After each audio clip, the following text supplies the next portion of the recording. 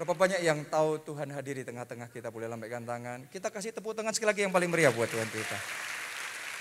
Saya bersyukur karena gereja ini dipimpin oleh Roh Kudus.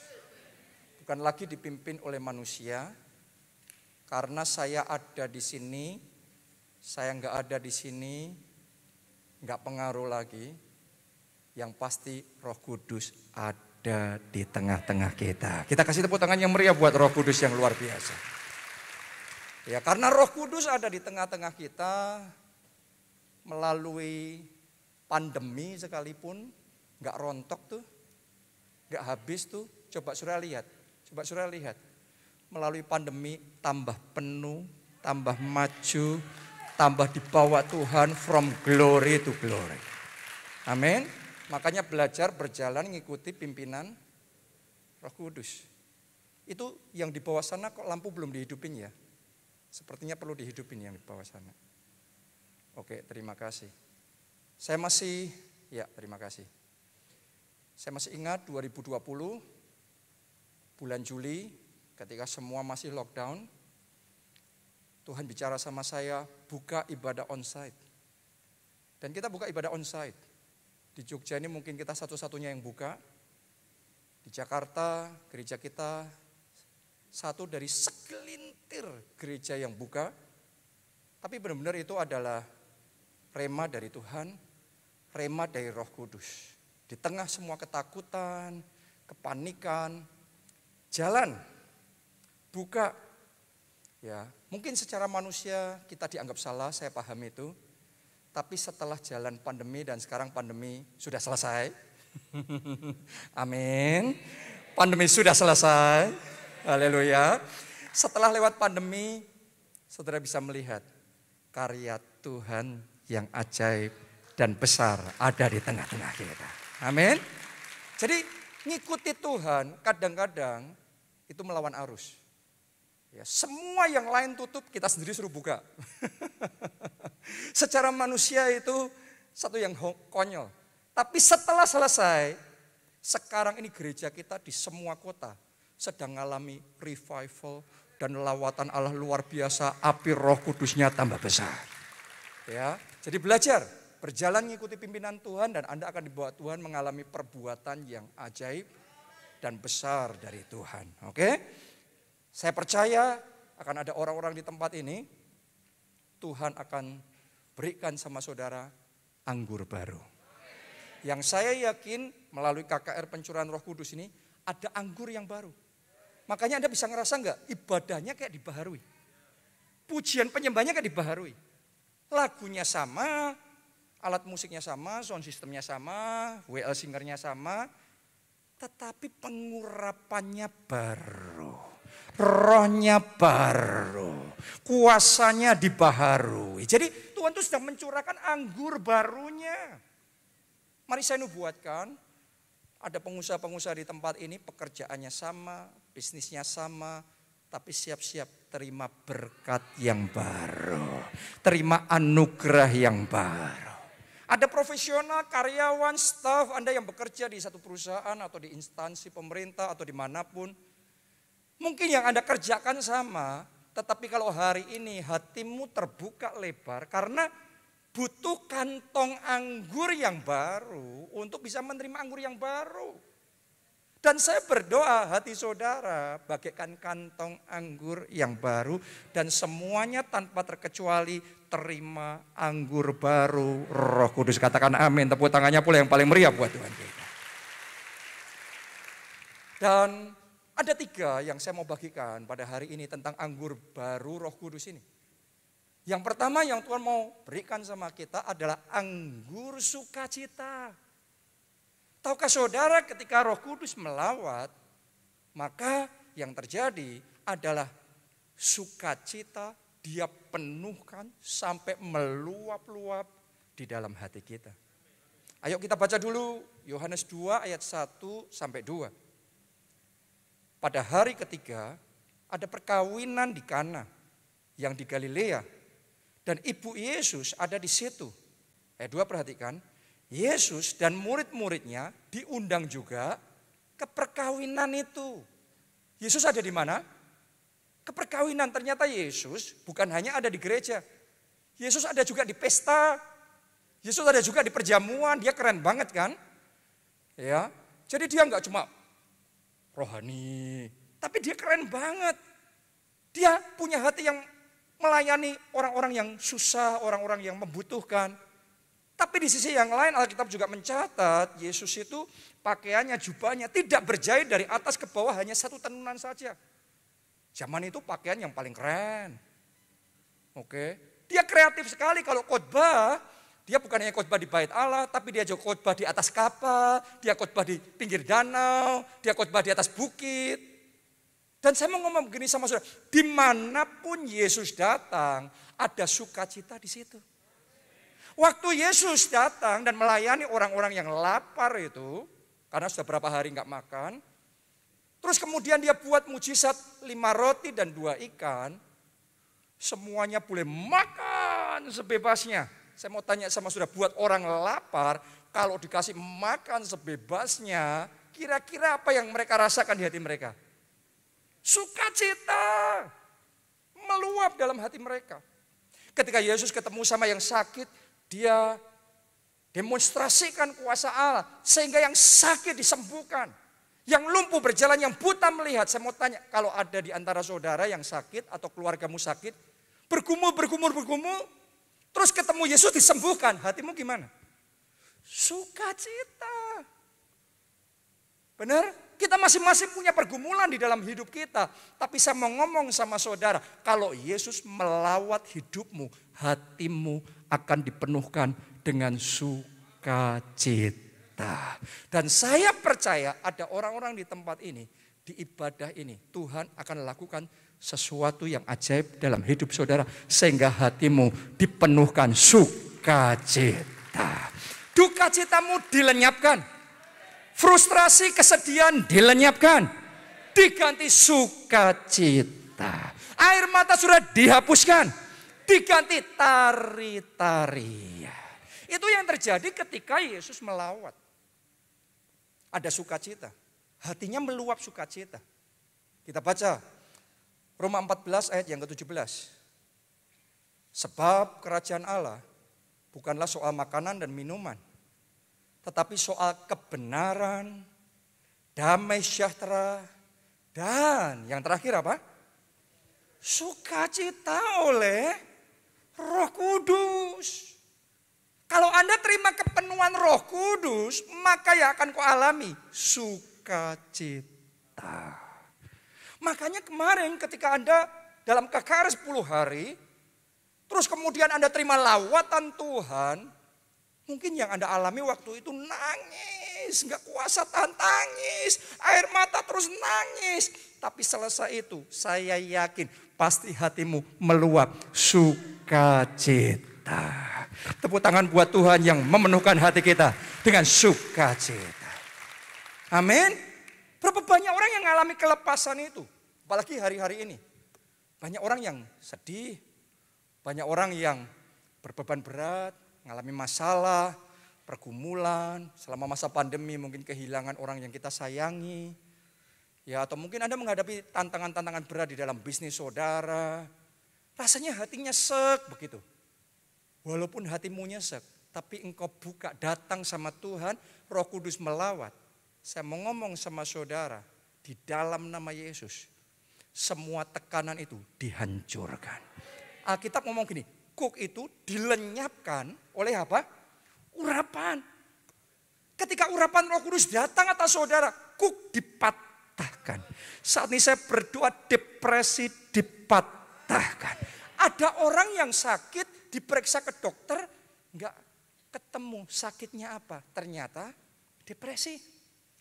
Kesedihan, 80% penyebab sakit penyakit adalah emosionalnya kita nih, emosi-emosi yang negatif, ketakutannya kita, kekhawatirannya, kesedihannya kita yang membuat kita tertekan, jiwanya jadi negatif.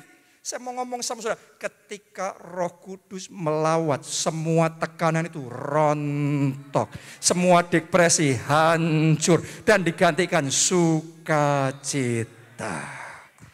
Haleluya. Kita kasih tepuk tangan sekali lagi buat Tuhan kita yang luar biasa. Sukacita itu yang Tuhan penuhkan di dalam hati kita. Entah waktu Anda dilawat Roh Kudus, Anda nangis atau Anda rebah. Apapun manifestasinya.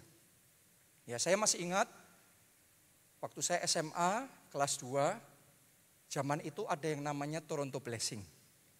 Anda yang sudah cukup lama, Anda mungkin ngerti yang saya sampaikan. Itu lawatan Tuhan luar biasa di Kanada sana. Dan Pak Obaja dan rombongan gereja kita berangkat ke sana, terima impartasi. Pulang, terus ibadah KKR 10 hari seperti ini. Saya masih ingat, saya duduk di bangku 2 atau 3 dari yang paling depan. Dan kemudian Tuhan melawat saya. Saya bisa rebah jatuh ke tanah itu muter gitu saudara. Ya, padahal saya ini tipe orang yang logikanya kuat. Saya ini tipe orang yang jarang ngalami manifestasi, jarang rebah. Apa saudara pernah ngelihat saya manifestasi atau gimana?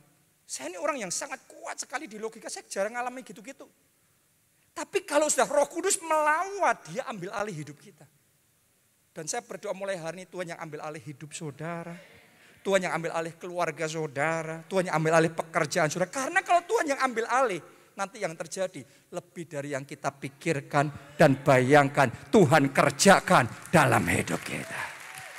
Ya, saya tuh bisa ngalami lawatan sampai muter gitu. Zaman itu saudaraku beda sama zaman sebelumnya. Kalau dilawat selalu nangis. Tapi waktu itu kita dilawat ketawa. Di gereja dilawat ketawa. Orang zaman itu menyebutnya holy laughter. Saya ketawa kepingkal-pingkal karena terima lawatan Roh Kudus. Ya kalau sekarang ketawa Anda nggak kelihatan karena kita semua pakai masker kan. Cuma kedengaran suaranya aja. Tapi waktu itu kita ketawa, saya ketawa. Teman saya ngelihat ternyata ketularan. Jadi ketularan itu bukan cuma virus loh saudaraku. Bisa juga ketularan urapan, ketularan lawatan Roh Kudus. Itu ketularan kena semua seluruh gereja. Wah ketawa bersama-sama. Tapi orang lain nganggap itu aneh dan gila. Tapi saya ngomong begini sama saudara. Itu momen Tuhan pakai menjamah hati saya. Dulu saya anak pendeta, tapi saya enggak suka sama gereja, saya enggak suka sama urusan rohani, saya bandel. Ya, tapi sejak hari itu saya serahkan hidup saya jadi milik Yesus. Jadi kalau sekarang saya melayani Tuhan sebagai hamba Tuhan sepenuh waktu, saya tahu itu terjadinya momen breakthrough-nya adalah ketika Tuhan melawat saya. Hatiku penuh sukacita. Saya berdoa hatimu saat ini penuh sukacita. Boleh katakan amin. Tepuk tangannya boleh yang paling meriah buat Tuhan kita. Jadi kalau Roh Kudus mau melawat saudara, bebasin aja. Mau rebah, mau menangis, mau ketawa, mau berguling dan lain sebagainya. Biar Roh Kudus yang ambil alih. Yang penting itu bukan manifestasinya. Yang penting melalui semua yang Tuhan kerjakan, Anda akan melihat kemuliaan Tuhan. Tadi saya ngomong sama saudara, kita waktu pandemi suruh buka sendiri, yang lainnya belum buka. Tapi sekarang tahun ini kita tertawa karena kemuliaan Tuhan ada di tengah-tengah kita. Lawatan Roh Kudus nyata di tengah-tengah kita. Ini revival semua di gereja kita, semua tempat full. Kita di Jakarta, di Soho Capital lantai 11, itu reservasi kita buka full. Orang gak dapat reservasi, nekat nerobos.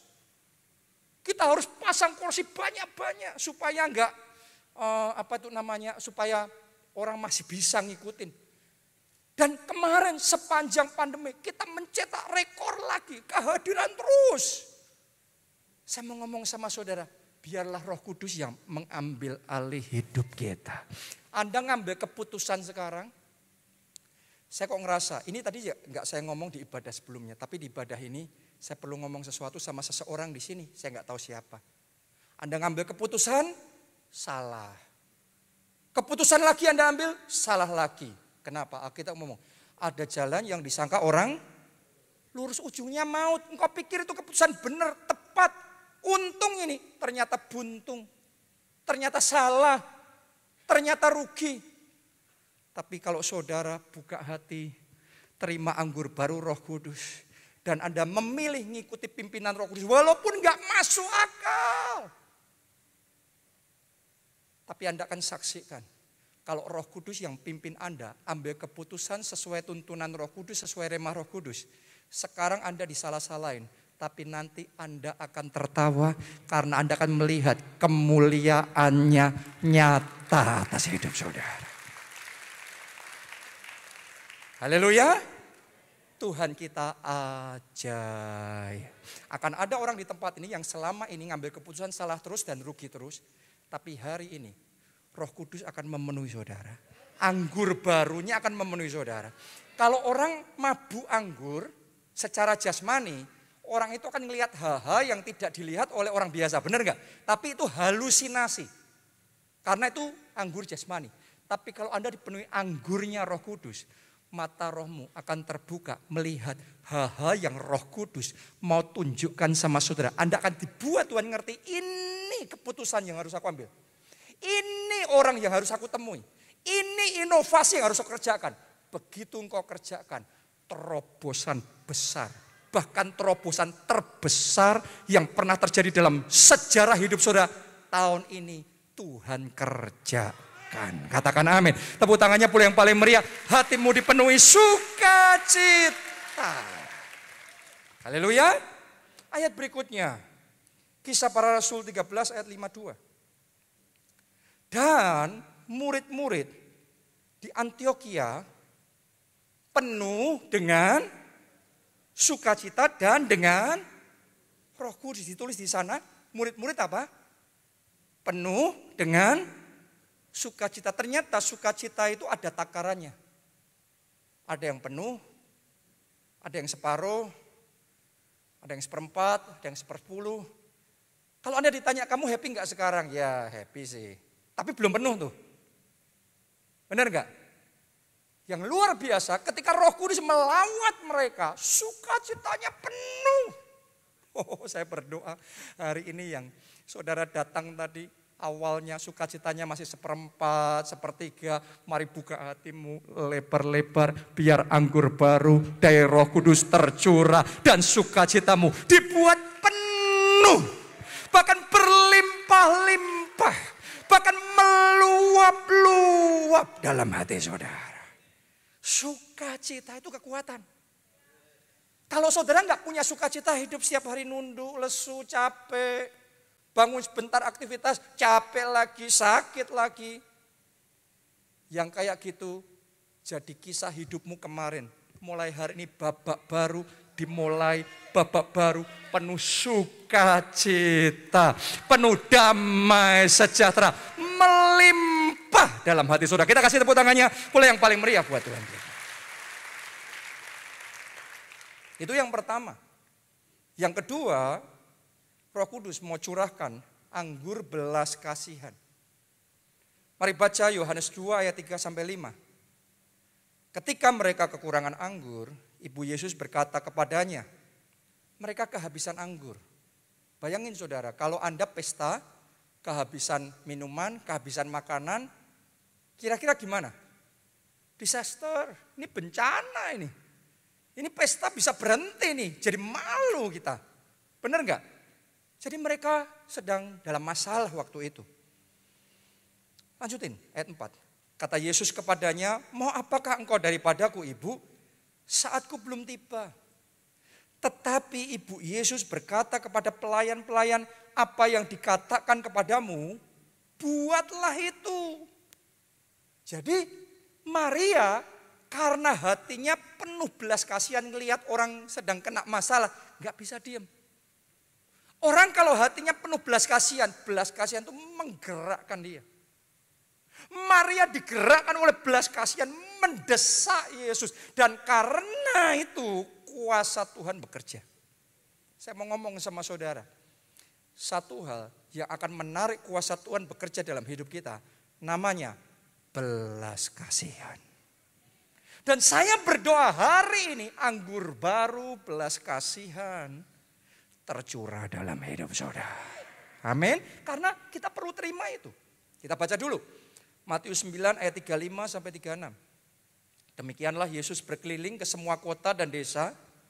Ia mengajar dalam rumah-rumah ibadat dan memberitakan Injil kepada Injil kerajaan surga serta melenyapkan segala penyakit dan kelemahan. Melihat orang banyak itu, apa yang terjadi? Tergerak.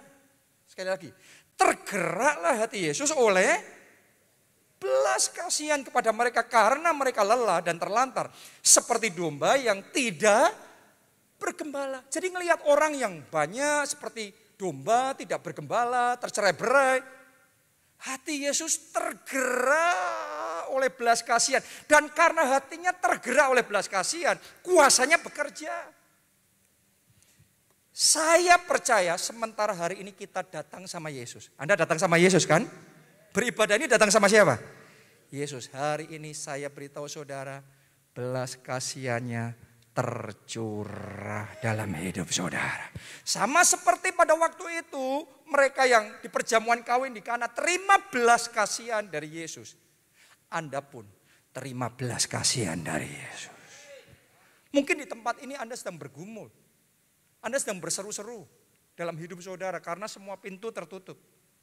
Tapi hari ini hatinya tergerak oleh belas kasihan. Mungkin di antara saudara ada yang sudah menikah sekian lama tetapi seolah-olah rahim itu tertutup.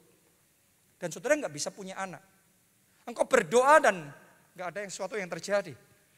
Tapi hari ini saya perkatakan untuk hidupmu. Hatinya tergerak oleh belas kasihan. Ngelihat apa yang Anda lalui, apa yang Anda hadapi, engkau mungkin sedang terjepit. Engkau mungkin dalam keadaan yang sangat sukar saat ini. Secara manusia sudah nggak ada jalan lagi.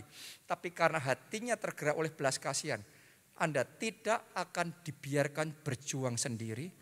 Anda tidak akan menghadapi semuanya sendiri karena Immanuel, Allah beserta kita. Dia akan mendampingi saudara, dia akan membuka jalan buat saudara, dia akan meratakan jalan bagi saudara, bahkan dia akan berperang serta memberi kemenangan. Katakan amin. Kita kasih tepuk tangannya boleh paling meriah buat Tuhan. Jadi terima itu. Belas kasihan dari Yesus, terima itu. Dalam hati saudara, alami itu secara pribadi. Tapi nggak boleh berhenti sampai di kita yang alami.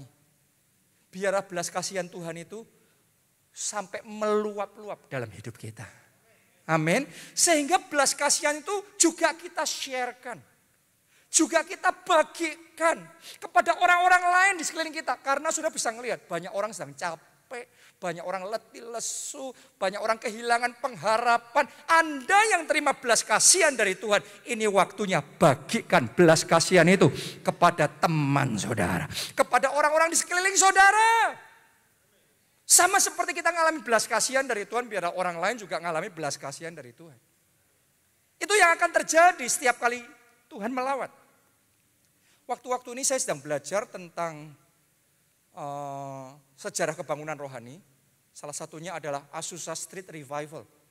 Jadi kebangunan rohani yang terjadi di Azusa Street di Amerika Serikat pada zaman itu. Ya. Ternyata saudaraku itu dimulai ya sebelumnya itu oleh, kalau di Azusa Street sendiri pelopornya William Seymour namanya. Tapi William Seymour ini belajarnya dari satu orang pelopor yang paling pertama, itu Charles Parham. Nah, pada zaman itu yang namanya baptisan Roh Kudus, bahasa roh, itu sudah hilang dari gereja Tuhan. Jadi apa yang terjadi di gereja mula-mula, di Kisah Para Rasul 2, Roh Kudus turun, terus ada lidah api di atas kepala mereka dan mereka berkata-kata dalam bahasa lain, itu sudah ratusan tahun hilang dari gereja. Kalau sekarang saya ngomong baptisan Roh Kudus, saya sekarang ngomong bahasa roh. Anda punya gambaran orang bahasa roh itu gimana? Orang terima baptisan Roh Kudus itu gimana? Tapi di zaman itu karena sudah ratusan tahun gak ada orang yang terima baptisan Roh Kudus dan bahasa roh. Jadi ketika mereka ngomong bahasa roh itu gak ada gambaran. Bahasa roh itu kayak apa? Gak ada di pemikiran mereka. Sesederhana mereka hanya belajar dari Alkitab bahwa di Kisah Para Rasul 2 murid-murid Yesus naik di loteng atas Yerusalem, mereka berdoa terus kemudian dibaptis dengan Roh Kudus, terus berkata-kata dalam bahasa lain. Nah, sementara mereka menemukan kebenaran itu, terus mereka berdoa, Tuhan penuhi dengan Roh Kudus-Mu, lawat kami, baptis kami dengan Roh Kudus-Mu, penuhi kami. lagi kayak gitu, tiba-tiba ada seorang perempuan yang datang sama Charles Parham. Minta didoakan supaya dibaptis Roh Kudus dan bahasa roh. Padahal Parham sendiri, dia belum dibaptis Roh Kudus. Dia belum bahasa roh. Dan dia kayak belum yakin ini doktrinnya benar apa salah ini nanti. Karena belum pernah ngalami sebelumnya dan sudah lama nggak terjadi yang kayak gitu. Ya tapi saudara kan ngerti, perempuan kalau sudah punya mau kan mendesaknya luar biasa kan. Ya itulah penolong di leher itu yang menggerakkan kepala saudaraku. Ya, akhirnya Parham doain dia. Dan ketika Parham doain, padahal Parham belum dibaptis Roh Kudus, belum bahasa roh. Doain perempuan ini. Awalnya nggak terjadi apa-apa. Setelah itu mereka ngomong, tiba-tiba wajah perempuan ini kayak bersinar penuh kemuliaan. Dan mendadak meledak bahasa roh itu keluar.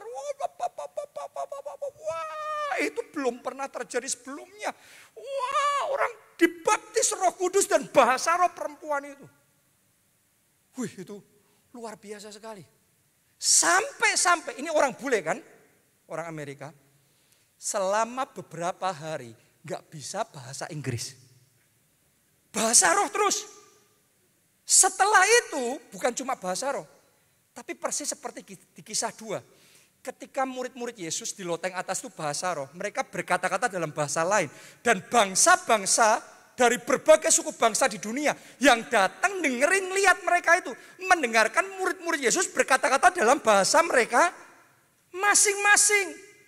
Yang dari Parsian dengerin dari situ. Yang dari mana dengerin persis sama. Perempuan ini ketika terima bahasa roh bukan cuma bahasa doa tapi dia tiba-tiba orang bule ini bisa bahasa Mandarin sempurna ngomong dan nulis. Dan itu didokumentasikan oleh pejabat negara yang ada di sana. Benar-benar itu terjadi. Sejak saat itu mereka mengenal yang namanya mission tongue. Mission tongue itu bahasa roh misi. Jadi ketika mereka terima kebenaran Roh Kudus, ada yang dikasih bahasa Mandarin, ada yang dikasih bahasa Thailand mungkin, ada yang dikasih bahasa Serbia mungkin, atau bahasa mana. Nah, kalau orang dikasih bahasa apa, munculnya bahasa apa, mereka percayanya mereka dipanggil jadi misionaris di negara itu. Dan mereka benar-benar bersedia.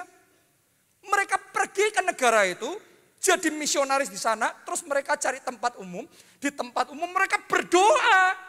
Ketika mereka berdoa, mereka bahasa roh, tiba-tiba kepenuhan Roh Kudus, mereka ngomong di bahasa lokal itu. Jadi khotbah di bahasa lokal itu, orang lokal dengar mereka bertobat percaya, bertobat percaya. Itu sebabnya gerakan Pentakosta seperti gereja kita ini adalah gerakan yang terbesar dan tercepat menyebar di seluruh dunia. 600 juta jiwa menerima lawatan baptisan Roh Kudus. Boleh katakan amin. Tepuk tangannya boleh paling meriah buat Tuhan kita. Itu sebabnya ketika Tuhan mulai bekerja di tengah-tengah kita, saya terima sangat banyak kesaksian dari saudara. Anda dilawat Tuhan di sini, tapi dampak yang lebih luar biasa ketika engkau balik ke rumahmu, orang-orang serumahmu terima lawatan Tuhan. Ikut bertobat. Saya dengar berapa banyak orang yang ngomong sama saya. Ngalami lawatan Tuhan di sini. Setelah itu sama teman-temannya kita bersaksi satu persatu teman-teman saudara bertobat, terima Yesus dan terima anugerah keselamatan. Jadi saya sedang melihat dalam alam roh Yogyakarta ini akan dilanda dengan api kebangunan rohani. Api yang ada di tempat ini terus menjalar ke keluarga-keluarga, ke kos-kosan, ke berbagai area perumahan yang ada di seluruh Yogyakarta. Terima lawatan Tuhan yang luar biasa. Karena hatimu dipenuhi oleh belas kasihan, gak bisa sendiri, gak cuma kita yang terima lawatan Roh Kudus. Orang lain juga terima lawatan Roh Kudus. Orang lain juga disembuhkan, orang lain juga diselamatkan. Amin. Siapa yang mau dipakai oleh Tuhan jadi alat Tuhan untuk menjangkau keluarga dan teman-teman saudara. Kita kasih tepuk tangannya yang paling meriah buat Tuhan kita. Yang terakhir, yang ketiga dengan cepat saja. Anggur baru yang ketiga yang Roh Kudus mau curahkan adalah anggur mujizat. Makanya di perkawinan di Kana itu air berubah jadi anggur. Mereka kehabisan anggur, Yesus suruh mereka ngisi tempayan dengan air. Dan tahukah saudara, air itu adalah simbol, salah satu simbol dari Roh Kudus. Kalau Anda kosong dalam hidupmu, hari ini penuhi dengan Roh Kudus. Kalau keuanganmu kosong, kalau masa depanmu kosong, kalau sukacitamu kosong, kalau engkau nggak pernah mengalami kemenangan, kemenanganmu kosong, kebahagiaanmu kosong. Tuhan Yesus ngomong sama orang-orang yang ada di sana, penuhi tempayan yang kosong dengan air sampai penuh. Saya mau ngomong sama saudara, kalau hidupmu sedang kosong, buka hati lebar-lebar dan terima kepenuhan Roh Kudus. Amin. Kenapa? Karena ketika Anda terima kepenuhan Roh Kudus, something will happen. Waktu itu di perjamuan kawin di Kana, tempayan-tempayan diisi air, terus dibawa ke itu pemimpinnya, terus dites. Mujizat terjadi. Air berubah jadi anggur. Saya mau ngomong sama saudara, akan ada orang-orang di tempat ini mengalami mujizat. Air berubah jadi anggur. Kepenuhan Roh Kudus yang Anda terima dalam hidup saudara akan dimanifestasikan jadi kesembuhan, jadi mujizat keuangan, jadi jawaban doa, jadi karunia-karunia roh dimanifestasikan dalam hidup saudara. Dimulai dari kepenuhan Roh Kudus. Mujizat terjadi. Di sepanjang lawatan, mujizat selalu terjadi. Tadi saya ngomong Azusa Street. Ketika Roh Kudus melanda gitu, mereka kan bahasa roh. Ya, tumbang dalam roh, rebah dalam roh, baptisan Roh Kudus bahasa roh. Orang luar tuh cuma ngelihatnya, kok aneh ya bahasa roh ini apa ya? Mereka nggak ngerti perkara rohani. Tapi yang terjadi, mujizat-mujizat Tuhan didemonstrasikan. Itu benar-benar terjadi. Orang-orang yang sakit, gak punya tangan, gak punya kaki. Ketika hadir di Azusa Street Revival itu, terima lawatan Tuhan luar biasa. Tiba-tiba saudaraku, di depan mata semua orang, tangan itu tumbuh. Tangannya yang satu lagi tumbuh. Dan kaki itu tumbuh. Coba Anda renungkan itu. Siapa bisa menyangka mujizat kayak gitu? Terus ada juga seorang bapak yang mukanya disebut kayak muka gajah. Karena mukanya jadi besar dan sampai besar sekali sampai ke bawah gini. Di tengah lawatan Tuhan yang luar biasa, kuasa Tuhan bekerja, mukanya dijamah jadi normal. Tolong dengarkan baik-baik. Di mana ada lawatan Allah, di situ mujizat terjadi. Di sini mujizat terjadi. Untuk hidupmu mujizat terjadi. Katakan amin, amin. Tepuk tangan yang paling meriah buat Tuhan kita. Saya berdoa mujizat kesembuhan terjadi. Saya berdoa mujizat kelepasan terjadi. Saya berdoa ya pintu terbuka untuk hidup saudara. Ada yang selama ini pintu dalam hidupmu tertutup terus nih. Tidak nembus-nembus. Tapi saya percaya ketika engkau terima lawatan Roh Kudus, saat ini saya deklarasikan di dalam nama Yesus, pintu-pintu terbuka. Lompatan besar terjadi. Kemenangan besar terjadi. Amin. Anda percaya itu? Mari kita bangkit berdiri. Berhembuslah Roh Kudus. Berhembuslah Roh Kudus, pulihkan setiap hati yang terbuka bagimu. Nyatakanlah Roh Kudus, kuasa-Mu atas kami. Mari semuanya angkat dua tanganmu, katakan berhembuslah Roh Dari hati saudara, tempayan hatimu mesti dipenuhi Roh Kudus. Ya. Buka hati lebar-lebar. Katakan Tuhan berhembus. Nyatakan, penuhi, urapi. Yes.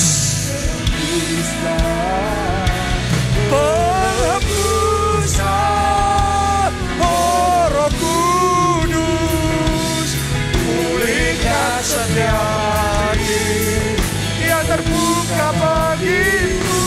Nyatakanlah, ini seruan kami Tuhan, ini kerinduan kami Tuhan, penuhi, lawan, berhembuslah, oh Roh Kudus, berikan setiap hati, nyatakanlah, oh Roh Kudus, kuasa-Mu atas. Sekali lagi katakan, berhembuslah, berhembuslah ya Roh Kudus, setiap hati terbuka bagimu.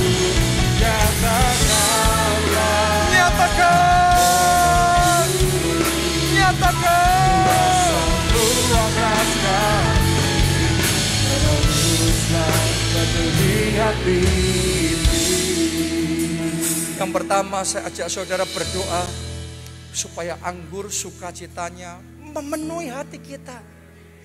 Kalau hatimu kosong, hidupmu hampa, you are going nowhere. Anda nggak bisa kemana-mana, Anda nggak bisa maju. Kenapa? Karena the joy of the Lord is my strength. Sukacita Tuhan itu kekuatan. Kalau nggak ada sukacita dalam hatimu, isinya lemes, nggak ada kekuatan. Tapi kalau ada sukacita dalam hidupmu, meskipun banyak masalahmu, banyak pergumulanmu, tapi sukacita dari Tuhan akan jadi kekuatan yang memampukan saudara melalui semua tantangan, melalui semua badai.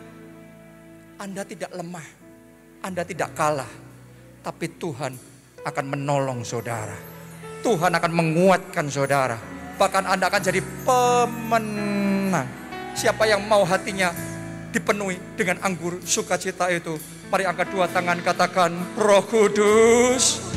Mari dari hatimu katakan Roh Kudus, penuhi aku dengan anggur sukacita. Lebih lagi, penuhi aku sekarang. Mari angkat suaramu, masing-masing berdoa, penuhi.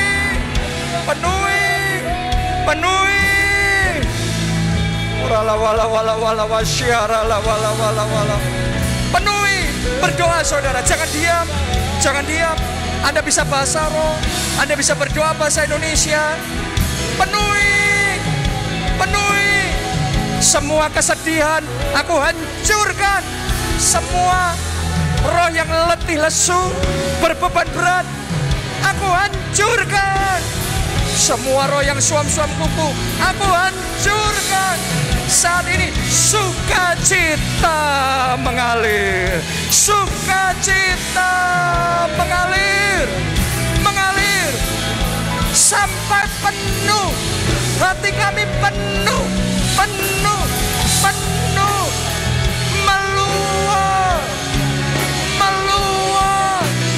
Dengan sukacita.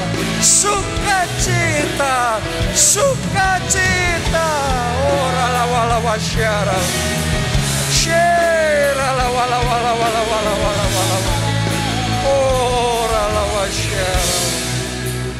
Yang kedua, mari kita berdoa supaya anggur belas kasihannya memenuhi hati kita.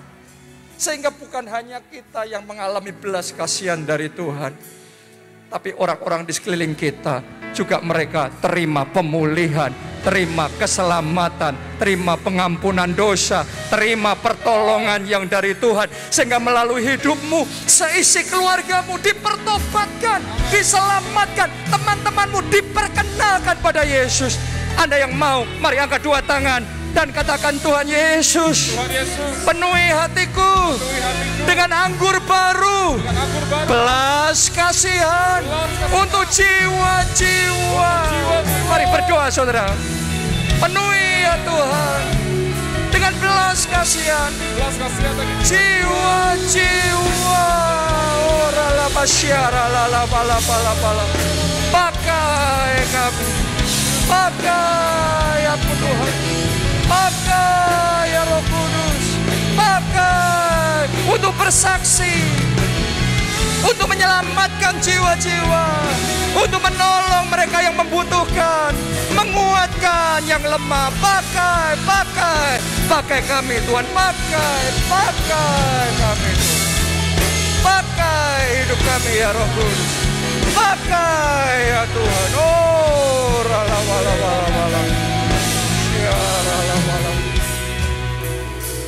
dan yang terakhir sekarang, saya mau berdoa supaya anggur mujizat juga terjadi dalam hidup saudara. Anda yang sakit, mari letakkan tanganmu yang satu di bagian tubuh yang sakit, dan yang satu tangan Anda angkat di hadapan Tuhan. Yang sakit, tangan yang satu taruh bagian yang sakit. Kalau yang sakit lebih dari satu, Anda bisa taruh di dada. Yang satunya Anda angkat di hadapan Tuhan. Saat ini Tuhan, aku berdoa dengan kuasa Roh Kudus. Lihat iman anak-anakmu di tempat ini. Mereka percaya ketika Tuhan bekerja, mujizat terjadi. Saat ini oleh bilur-bilur Kristus, firman-Mu berkata sakit penyakit kami disembuhkan. Saat ini aku deklarasikan dalam nama Yesus, kanker dilenyapkan, tumor dilenyapkan, daging tubuh tidak normal saat ini lenyap, hilang. Aku berdoa di dalam nama Yesus, diabetes sembuh, migran, Anda terima kesembuhan dari Tuhan sekarang. Terima kesembuhan dari Tuhan. Masalah pada tulang, masalah pada syaraf, sembuh, normal. In the name of Jesus, kuasa Allah bekerja, mujizat terjadi.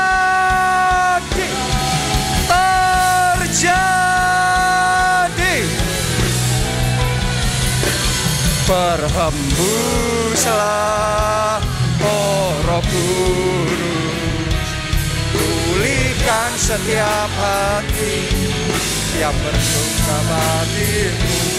Nyatakanlah, oh Roh Kudus, kuasa-Mu atas kami. Berhembuslah, penuhi hati ini. Mari yang terakhir, yang terbaik, lambai-lambaikan dua tanganmu, katakan, berhembuslah, oh Roh Kudus, pulihkan setiap hati yang terbuka bagimu. Nyatakanlah, oh Roh Kudus, kuasa-Mu atas kami. Berhembuslah, penuhi hati ini. Kuasa-Mu atas kami. Berhembuslah, penuhi hati ini. Kuasa-Mu atas kami. Berhembuslah, penuhi hati ini. Haleluya. Thank you Jesus. Terima kasih Tuhan Yesus. Amin. Mari kita kasih tepuk tangan yang paling meriah buat Tuhan kita.